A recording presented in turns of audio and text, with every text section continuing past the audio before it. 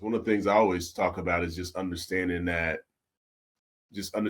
experience as a Black person in America is an experience of constantly overcoming trauma, overcoming oppression, overcoming all kinds of challenges, but also still somehow managing to often do it with joy and often being able to do it with resilience. I think for so many of us that because there is this history of constantly overcoming so many things, that for a lot of us, the idea of needing help that way, or let alone pursuing help that way, it feels like, man, well, if they overcame all that, I should be able to overcome whatever I'm dealing with. Realities of mental health are not new, right? Yeah.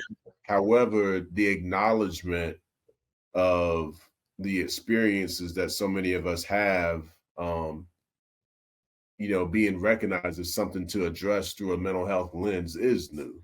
How do you feel like specifically COVID and just being locked in the house, just having to be I mean, personally, I know for me, it felt like some days felt like I would just lay in bed and my whole life would be constantly replaying through my head. And then on top of that, whenever with the George Floyd death and all of Black Lives Matter, the movement going on, that was kind of just building up too, especially with being locked in the house. How do you feel like all of that really affected the mental health of Blacks? Pandemic, and so it's like you got the long-term pandemic of racism and white supremacy, and then you got this new pandemic of coronavirus thing, right?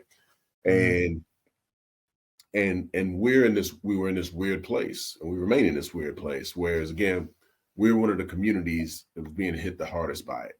That the slowdown in some situations has allowed exactly what you're doing right now to take place, for us to actually say, like, wait a second, mental health is not just a thing for other people. Mental health is a thing for me.